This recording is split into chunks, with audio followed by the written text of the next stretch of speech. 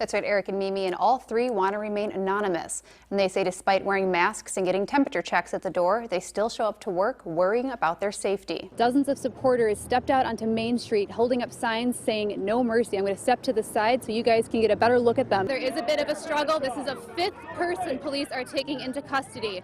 This is a fifth protester. There is another one that it looks like police are following right now. Eric and Mimi, this is a fast developing situation. Oops, excuse me. I have to get back out of the street. Police are asking people to stay out of the street because this is where they've been clashing with protesters. Dangerous gas leaks have become much more common. A report to federal authorities showed 24 new leaks are discovered every day. I did reach out to Carpenter's Place for an interview, but haven't heard back. The nonprofit's purchasing of the former Schnucks property will go in front of Rockford's Code and Regulations Committee at Monday's meeting. We know the Bears won't be playing football in January, unfortunately, since they've been erased from the playoff picture. But there are still 2 December games left to watch and dissect. That's right, Eric and Mimi, and all three want to remain anonymous. And they say despite wearing masks and getting temperature checks at the door, they still show up to work worrying about their safety. You'll be all right. Go back to work. And if you don't go back to work, you're going to be penalized. Belvedere assembly plant workers say they see red flags throughout their workspaces.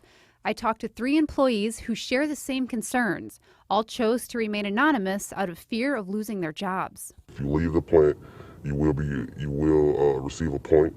And if you receive 3 points while you are gone, you will be terminated. It's already been a couple people here that have been terminated because of coronavirus. Fiat Chrysler's head of Environment, Health, and Safety, Greg Rose, says employees are given time to disinfect their stations before and after shifts. We feel like the operator is the best person to know where the areas that high touch points are, and that we can meet the recommendations of CDC and WHO. Those clocking in at the Belvedere plant say that's not the case. You get 10 minutes when you get in to clean your station. Well, what they did last week is they told us you no longer get the 10 minutes to clean your station, just go to work. This week they took that away from our lunchtime, and so we weren't able to do that yesterday and today. And word has it that starting the beginning of September, they're taking away that whole thing. The amount of time that takes can vary, so I'm satisfied that local operations will determine whatever that appropriate time frame is. When someone does test positive or show symptoms, Rose says outside cleaning crews are called in to disinfect. After he had come into work a couple of days sick, and management was informed of it, and even after being informed, they apparently refused to do anything as far as like deep cleaning or anything in that area until he had received a test positive himself, which of course apparently he did at the end of the week. Leaving coworkers vulnerable. Somebody else the following week, which was last week, in the same team area tested positive as well, which suggested a possible spread. When we don't feel like there's a whole lot of transparency, and we kind of feel like many people, not just me, I've heard this from many people, they just feel like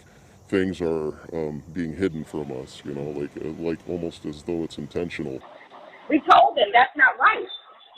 You're exposing us to possible death or illness.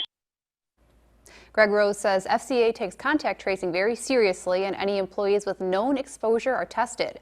Rose added if employees feel they or anyone else still at work came into contact with someone who is COVID positive, to tell management immediately. Retired 17th Judicial Circuit Court Judge Rosemary Collins, the first woman to hold the position, says she's still coming to terms with the solemn news. I am heartbroken. She was a principled jurist, one of the great leaders of our time. Retired Winnebago County Judge Rosemary Collins, like many in the nation, is shaken by the death of Supreme Court Justice Ruth Bader Ginsburg, a figure that played an important role in not just Judge Collins's career path, but life. She came from humble beginnings, and through the sheer force of her intellect and will, she got all the way up to the Supreme Court.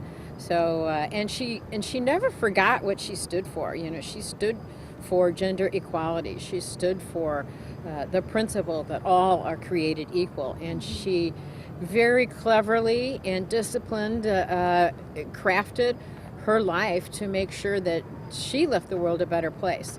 And she did. Judge Collins says the late Justice Ginsburg helped make the dream of going into law a reality for her and all women. I became the first woman judge to serve in this area, and I broke over a 100-year-old glass ceiling. We've come a long way since then. We have a lot of women jurists now. Women are, over 50% of our law schools now. Justice Ginsburg's legacy is one Judge Collins says she'll hold close. So I'm grateful that I had a chance to see somebody like that and to see somebody operate like she did. And so we're all better because of Ruth Bader Ginsburg, and I'm just going to miss her so much. And we as a country, I think, in the years to come will grow to appreciate even more the outstanding legacy that she has left. Judge Collins retired in December of 2018. Awareness efforts seem to be working with more golfers hitting the greens. Group members say they have high hopes it'll stay open. That's what Mississippi's all about. Meeting new people coming having together. Fun. Nice. Trying to shoot under par. New golf buddies Eli Parker and Dennis Oblinger hit the links at Mississippi Golf Course Tuesday afternoon. But time is running out for those trying to keep the 9-hole course open. The board will be making some announcements again. It's that time of year, so they haven't told us where we stand. But our revenue is up, rounds are up, the course is in fabulous condition. Save Mississippi Golf Course has been hard at work the last 11 months, raising money and trying to get more golfers to tee off at Rockford's oldest golf course. Last year, the Rockford Park District found Mississippi's greens ended the year in the red with a $120,000 deficit. But things are looking up. As of August, we're up 15% compared to last year. The Park District also informed us that we are actually profitable so far this year. Those fighting to keep it open say the course is where many area golfers have taken their first swings. It's a better course for the youth and beginners because there's no water to lose your golf balls in. There's no sand bunkers to cause you problems.